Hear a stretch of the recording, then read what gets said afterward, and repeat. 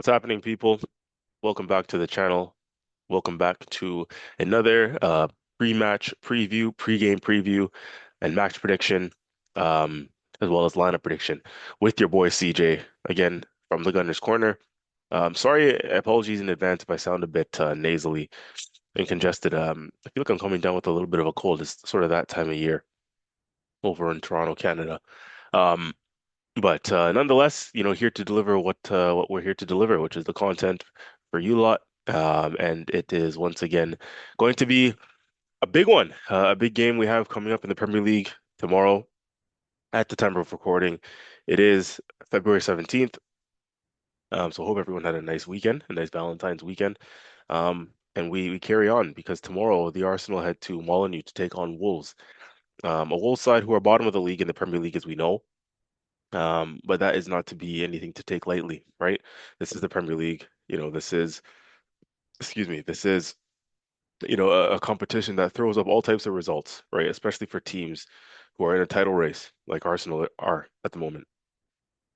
And so we need to be careful. We need to go about our business properly, accurately, right? Because, if we don't and we get complacent, we can get unstuck.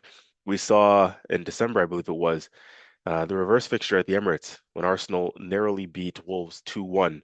Um, Thanks to an own goal winner for us in the dying embers of the game. That was a result that at the time, whilst we got 3 points, wasn't good enough in terms of performance. And we saw that, right? The players, the likes of Declan Rice, knew that that was a shocking display. And anyhow we drop points there, it would have been a disaster, right? A team chasing the title cannot lose or drop any points at home to team bottom of the league. And that goes for home or away, right? Tomorrow we need to go and do the business and get the 3 points. Um, Now, due to the fixtures, or at least the EFL Cup final that we are participating in next month in March, um, as a result of obviously us taking part in that, I believe these are the reasons why this game has been this was a rescheduled game, our game tomorrow against Wolves, rescheduled to tomorrow because of our involvement in the League Cup final. And so this is our game in hand now. They rescheduled ours before Manchester City's have had theirs rescheduled. I believe Man City's rescheduled fixture is Crystal Palace at home for them at the Etihad, which again has not been put into the calendar and the schedule as yet. But ours has, ours has been rearranged obviously to tomorrow. So Wolves away is now obviously taking place tomorrow, which is going to give us, um, an extra game to put scoreboard pressure and points pressure on Man City. So we'll have played a game more than them for the time being, and I think that's going to carry on and drag on for a while. This extra game in hand, um, at least until Man City's game gets rescheduled. Um, that being said, I'd rather have the points on the board. Like, yes, City will have a game in hand, but you want the points on the board and you want to apply that extra bit of pressure to them, right? So we need to go all out and we need to do everything that we need to do in this game. This is a massive game in our title race. Um, After a disappointing Premier League result against Brentford last time out, what better way to bounce back than playing bottom of the league? But again, we need to make sure we take care of our business. And if we do, we'll win the game. There's no doubt about it, right? We have the quality. It's just a matter of hopefully the lads keep their nerve, um, and they don't get complacent, as we saw at the Emirates in December, as I mentioned. So yeah, I'm looking forward to it. I'm excited because again, I just wanted to put that pressure on the board. And if we win tomorrow, it will be 7 points clear of Man City with that game in hand. But it's a fantastic position to be in with the points on the board. Another game ticked off, and then over to you, Man City, and see what you can do. So without further ado, I do want to get into the predicted 11, my predicted 11. And now this is based on some press conference reaction we got from Arteta earlier on today and some of the things that he mentioned. And a couple of things that he mentioned with regards to our team news is that Calafiori is fine, should be fit and available for tomorrow, whether or not he starts to be determined. But Calafiori should be fine. Ben White is also fine. It was just a bit of muscle fatigue that he had while he came off in the game against Wigan on the weekend in the FA Cup. So Ben White is and should be fine as well, which is great news, right? The more of our squad we have available, the better. So the likes of Ben White and Calafiori should be fine. Um, More interestingly now, with regards to Martin Odegaard and Kai Havertz, those are the other two that were called out specifically and mentioned in the press conference by the likes of Mikel. And what he had to say was that definitely Odegaard is still out for tomorrow. However, there is a likelihood that Odegaard will be available on the weekend when we go to the North London, our North London rivals, to take on Spurs in the derby at their ground. So Odegaard has a chance for that. And the other sort of, positive news is that apparently Kai Havertz could be available as well by the end of the week. He could be with the group, and again, there's a potential that he could be in the squad, Kai Havertz, for the trip down to Spurs, Tottenham Hotspur Stadium, on the weekend on Sunday for the North London Derby. So, kind of hinting that, likely Kai Havertz is also going to be out for tomorrow's game against Wolves. Who knows? I mean, let's see if any surprises um, come up. You never know with the manager, but um, yeah, that's what it's looking like at this moment in time. So kind of just to reiterate that is that Ben White and the Calafiori can be fit and available for selection, or will be fit and available for selection. Martin Odegaard, not so much for tomorrow, but could be fit for the weekend against Spurs. And Kai Havertz the same. Which is great, because I do think, whilst I've criticized Kai Havertz in the past, he's a valuable squad member. Arteta clearly really, appreciates him, and so do the players. And I think he can bring something different for us, especially in this title run-in. So I think Kai Havertz will be a crucial piece, and I'm happy if he is going to be fit and available for the weekend. Kai Havertz potentially to be in the squad. For Wolves, I think we can get away with it tomorrow without Kai Havertz. But certainly for the derby, you're going to want a player like Kai Havertz in that squad when we go to take them on the weekend. So, um, great news overall, right? Great news overall, I think, on the injury front. Obviously, we know Mikel Merino is more of a long-term absentee. Um, but yeah, so with that, that net news on offer and that news in front of us, I mean, now we can sort of predict what we think our team is going to be. And so for me tomorrow, obviously David Raya starts in goal. I think there's no doubt about that. Kepa played on the weekend in the FA Cup against Wigan, um, but David Raya comes back in. Um, simply put, for this one. Right back, I think it's going to revert back to Urian Timber, who did get a rest on the weekend. He was pictured in training, in the training photos, Timber, so that's good news. He should be fine. And so Timber, I think, goes and slots in at right back again, for this game. Just, the importance of the game, the um, task at hand, knowing that 3 points is a must. You're probably going to go with your strongest side. We've called for a little bit of rotation in recent weeks for Timber, but he didn't play on the weekend, and I think, yeah, going into this game and the magnitude, size, and importance of it, Timber will probably start at least start the game at right back and see how it progresses, but he'll start. So William Saliba, Gabriel Magalhaes, I think we'll start at center back together. Revert back to our tried and trusted center back pairing. Um, Assuming all things go well, there's no hiccups in warm-ups like we've been seeing in recent weeks, or players dropping out of the side last minute. Saliba recovered from what was an illness, meant to be an illness, played on the weekend against Wigan, and should be fit and available for this one as well. So Saliba and Gabriel, it's a no-brainer at center back. Left back now is going to be interesting. I don't think Miles Lewis-Skelly starts this game. Um, I think we're going to see Piero Hincapié continue at left back, sorry, for this game. And I say that because, in terms of continuation, because he played in our last Premier League match against Brentford.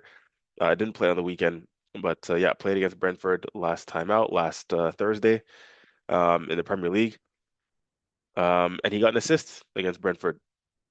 And had a decent enough performance. I mean, nothing that happened in terms of us dropping points was down to any fault of his per se in particular. He did all right, did his job. I thought was one of the more bright sparks of that game, and got an assist in the end for Noni Madueke's header. So, um, with the fact of Calafiori also being, sort of coming back from an injury, layoff, and all that around his fitness at the moment, I think Hincapié will start the game at left back, and continue there, and I think rightfully so. So let's see how that goes, and if that comes to fruition. But I think Hincapié will start at left back, and that's a good enough back four, back five, right? We know how good our back line is generally, so no issues there. In midfield, Declan Rice and Zubimendi will both come back in. Both did not start the game against Wigan on the FA Cup on the weekend. Zubimendi did come on late in that game against Wigan. Rice didn't play at all, got a full rest, so that's good. So I think both of them will come back in and start this game. Um, I'm going to skip the number 10 position or that third midfielder to go alongside them. I'm going to skip that position for now and we'll come back to it because I have a couple interesting theories and thoughts. So with regards to our front three, um, on the left side, I think, Leandro Trossard will come back in to start at on the left wing. Martinelli started on the weekend at the FA Cup. But Martinelli, as I've been mentioning a couple of times, has been winding me up and with pissing me off, to be fair, with all due respect. I say because Martinelli in cups, he looks brilliant. He's scoring goals for fun, looks confident in the Premier League. I think what one goal all season in the Prem. He's missed a couple of big chances. Um, Again, as recently as Brentford last time out, he missed a great chance in the dying embers of that game in the 90th minute when Timber slipped him in. Um, didn't put his chance away. And yeah, Martinelli in the Premier League at the moment is just not doing enough. When we need, our forward players to be the difference in tight games, he's not doing enough in the Prem. And I think Trossard has done just enough to earn the shirt to start in that one. But the interesting thing is going to be, what we do in the summer in that position because we're kind of rotating those two in and out, and they've both been here for a while, have Trossard and Martinelli. So the question really is, what we do in the summer, and if we look to upgrade that position to a full-time starting trusted left winger. But for now, Leo comes in and has done just enough over the course of the season to to keep the shirt to start on the left wing, Leandro Trossard. On the right wing, Noni Madueke, I think, should keep his place. Funny enough, a lot of obviously, back and forth and divisive opinions around that signing. And that's the topic for another day. But on current form, he deserves to stay in the team. Goal and an assist against Leeds. Um, scored against Brentford last time out in the Premier League with that brilliant header. Scored on the weekend in the FA Cup against Wigan with a nice tidy finish. So he's in a bit of form, and I think for so long as that's the case, keep your place. Um, keep your place, no matter what. I think he deserves to hold the shirt on the right wing there. So um, I think he should start and will start. And up front, Victor Gyökeres, I think should continue. Um, I think I was a little bit harsh with my player rating on Victor Gyökeres last time out against Brentford. He had some decent hold up play and did try and put himself about. Just a couple loose touches, something that he needs to work on personally. I think in his game, a side that he needs to work on is just taking care of the ball a little bit better, bringing it down, trapping it, controlling it, and linking play a little bit better. But he did try and he did put himself about. He did not go hiding, I would say, in that Brentford game. So, but yeah, outside of that, still been in a decent run of goal scoring form. Um, Overall, when you zoom out for the last 6, 7, 8 games. Um, and so I think Victor Gyökeres comes back in. Gabriel Jesus hasn't done enough for me to be a starting center forward for Arsenal at the moment. I mean, in the cups again, he scored on the weekend, brilliant finish, but FA Cup game, against a poor Wigan side is not enough for me to say, yeah, you're going to start in the Premier League. When Gabriel Jesus has started in the Premier League recently, at home to Manchester United, at home to Sunderland, at the Emirates, they were poor performances in my opinion. And so Gyökeres, I think, he should come back in for this one. Um, and that's that. Now, the number 10 position or the third of the three midfield positions, the player to go in alongside the Declan Rice and Zubimendi in that sort of right eight position. You have two options, I would say, at this moment in time. Odegaard out, Havertz out, Marino out, Ethan Nwaneri on loan. Your two options are Eberechi Eze and the Bukayo Saka factor. Um, Now the two of them, they played together on the weekend against Wigan in the FA Cup. Eze had a good bounce back performance, something we needed to see from him in terms of being creative, getting on the ball, breaking the lines, trying to get a couple shots off. That's what we wanted to see from Eze, and he's sort of the next man up naturally in that position. However, Bukayo Saka also played in a central, more inverted central midfield position, albeit like that right eight position that Odegaard typically occupies. Um, and that's something we can look to do. One, Saka, he is the star boy, star man of our football club. Um, at least from an attacking perspective, the guy we rely on in attack. Just signed a new 5-year deal. Has Saka. We've seen the respective journalists come out, Sami Mockbell, David Ornstein have come out and said this contract has been signed. So it's just a matter of when the club announce it. But yeah, Saka, he'll be buzzing with that. He is a big player for us. Um, And on the weekend against Wigan, again, taking the opposition into account, we saw a good link up between him and Noni Madueke on that right-hand side. So is that something we look to do again?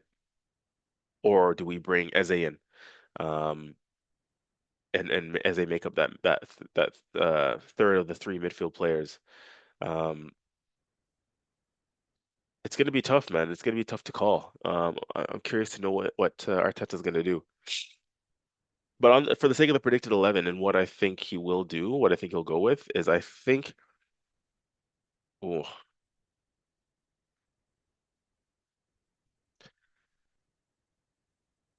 I'm going to put my neck on the line here and say I think he will start with,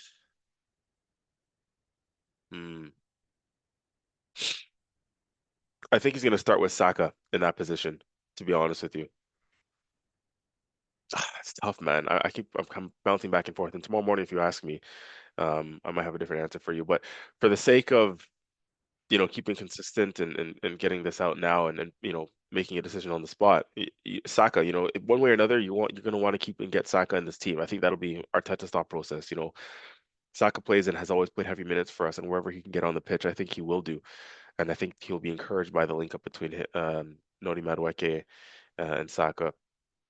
And again, he can sort of slot in and play that Odegaard, right eight role, and maybe he'll bring not maybe he definitely will bring different things to the game than what Odegaard does. He's stronger, right? So more robust in that central midfield area. I think he can draw fouls in and around the box that'll be in dangerous positions and ones that we'll look to exploit. Because Saka, because again, he's strong, he's tidy on the ball, he draws in defenders. So I think that'll be something that will be beneficial to us, to be honest with you. His strength and his ability to get on the ball, his work rate off the ball.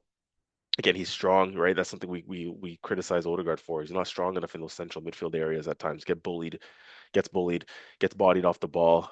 Saka, those are the complete opposite traits of Saka, right? Saka is strong enough um, in order to kind of get the ball off Saka, sometimes you have to go through him or foul him. And I think, like I said, that could be crucial in central areas for us, when it comes to our set pieces or free kicks in and around the box. Again, the fact that I think Noni will start and the fact that Saka and him linked up well, different interchanges on that right side. Um, I think it's something that could bode well for us and something we could look to exploit going forward. As Mikel was asked about it in the press conference, he was asked if that's something we can see going forward, and Arteta did admit that could be an option for us going forward, and it could be as early as tomorrow that we see that. Again, just to sort of get Saka back into the side because again, he is a big match player for us, and I say that's based on merit and credit, but Saka's got to step up overall. You know, his output hasn't been good enough this season for one reason or another. I mean, injuries can come into a factor. The long-term injuries that he had from dating back to last season, that could also be a reason as to why he hasn't fully gotten up and running yet. But this run-in, we're gonna need him. We're gonna need Saka. So yeah, I think that's it. I'll run through it one more time. Because David Raya in goal, Urian Timber right back, Saliba Gabriel center backs, Nkapie left back, Zubimendi and Declan Rice in midfield, making up that sort of interchangeable pivot. Third of the midfield three, Bukayo Saka, I think will play in a more free role on maybe the right eight role that Odegaard usually occupies. Noni Madueke right wing, Leandro Trossard left wing, Victor Gyökeres up front. Either way, Arsenal Football Club need to get the 3 points tomorrow. I'm excited. I'm looking forward to every Premier League game at the moment. Um, and yeah, just put some more pressure and points on the board and tick these games off one at a time. I did predict an Arsenal win when we did the last podcast with the boys, Laurent and Murdad. And I stand by that. Let's go out and let's get the 3 points. Let's do the business at Molineux against Wolves, and let's keep the game moving. So let me know what you guys think, right? Drop your predictions or comments in the comment section. Anything you agree or disagree with, feel free. We can discuss. Um, and yeah, please continue to support us. Share, like, subscribe. It does help the channel out a lot. And until the next one, stay tuned. The content is coming thick and fast, and we will be with you guys every step of the way. Okay, so until the next one, take care. Talk to you soon. Come on, you Gunners. Bye bye.